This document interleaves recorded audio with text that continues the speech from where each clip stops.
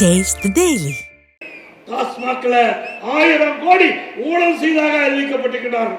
ஒருவர் 1000 கோடி அதையெல்லாம் விரைவிலே தோண்டி எடுத்து யாரெல்லாம் சம்பந்தப்பட்டார்களோ அவரெல்லாம் பத்திரமா சிறை கம்பிக்கு பின்னாடி இருப்பாங்க.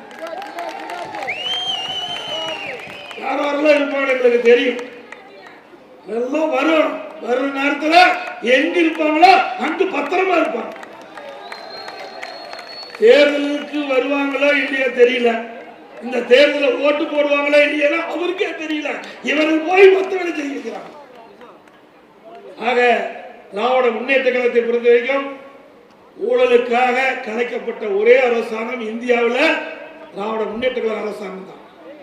இன்னைக்கு தமிழகத்தில் கமிஷன், கலெக்ஷன், கரப்ஷன் எல்லா துறையிலும் தங்கு தடையில்லாமல் நடக்குது.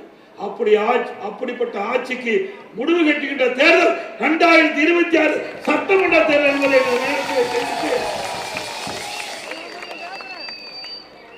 அதே போல இன்றைய தினம் நேற்றைக்கும் இன்றைக்கும் நாங்கள் தேர்தல் பிரச்சாரம் மேற்கொண்டிருக்கிறோம் நம்ம மாநகராட்சி பகுதியில்.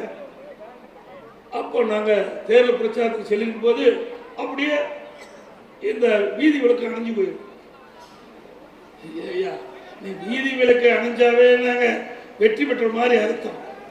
என்னைக்கு வீதி விளக்கு அணைச்சியோ அன்னைக்கு அவனுக்கு பயம் வந்துட்டுது. இன்றைக்கும் நாங்க வடக்கு சட்டமன்ற தொகுதியில அங்கே ரோட் ஷோ நடத்திட்டு இருக்கும்போது தெருவிளக்கு அணைச்சிட்டாங்க. எவ்வளவு கேவலமான ஆட்சி, தரகட்ட ஆட்சி.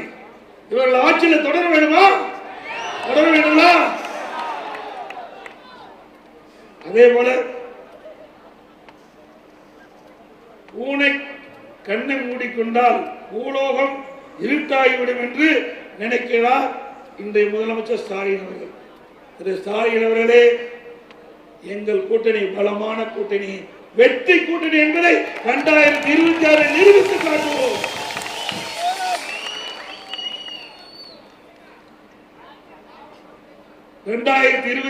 தேர்தலில் வெற்றிக்கு பின் அம்மா மாடல் அரசு அமையும்.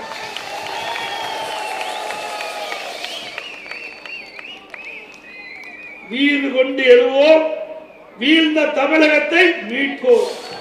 வீறு கொண்டு எழுவோம், வீழ்ந்த தமிழகத்தை மீட்போம். அதோடு வருகின்ற 2026 ஆண்டு நடைபெற்ற சட்டமன்ற பொதுத் தேர்தலிலே அனைத்து இந்திய அண்ணா திராவிட முன்னேற்ற கழக வேட்பாளர் என்றால் கட்டளை சின்னம்.